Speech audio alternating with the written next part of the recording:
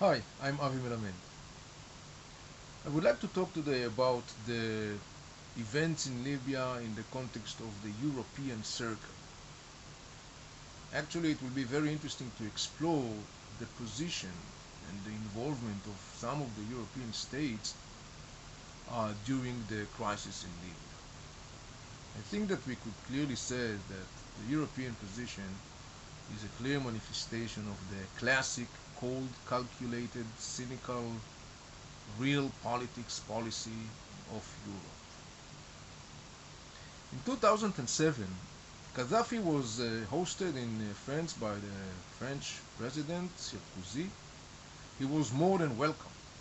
In fact, the French even built the famous Gaddafi's tent inside the compound of what used to be the tower or the palace of the French monarchy in Paris. About a year and a half ago, the Scottish government released the Libyan intelligence person Al-Magrahi that was imprisoned in Scotland after he was indicted in court as responsible for the murder of 270 people in a famous terror attack known as the Lockerbie terror attack.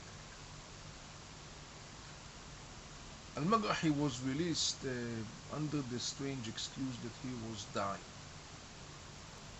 It seems that the real story was that the Libyan government have made an offer to the giant oil British Petroleum that he simply could not refuse. Apparently, the Libyan government offered the British company a concession and priority in access to the huge oil reserves of Libya. It is estimated that the reserves of Libya some 44 billion barrels of oil. By the way, the Libyan oil is known to be in a very high grade oil. Prior to the events in Libya used to export some 1.3 million barrels of oil a day. Large part of it, of course, was heading to Europe, which is very close.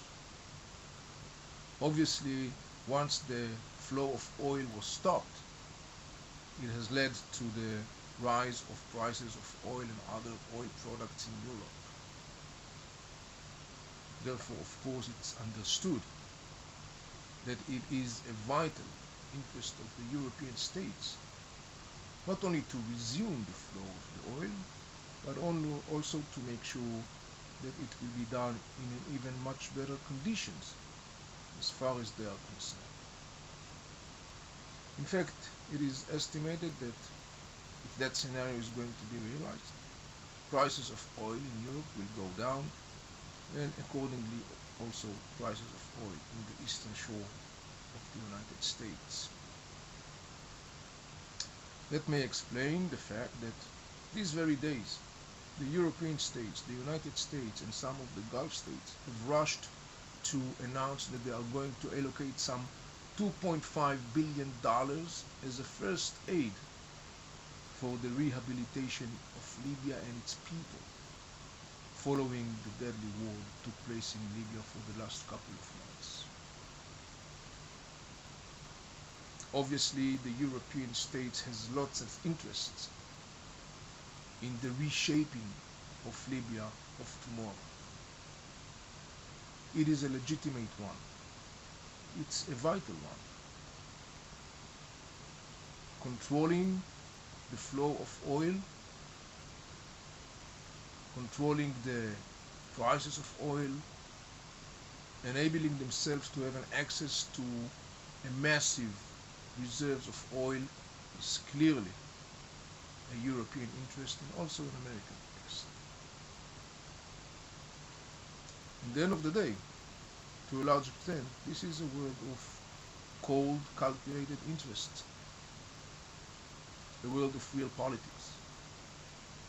In that sense, Europe was clearly manifesting its classic real politics policy of good old days. This is Avi Melamed. Thank you for watching.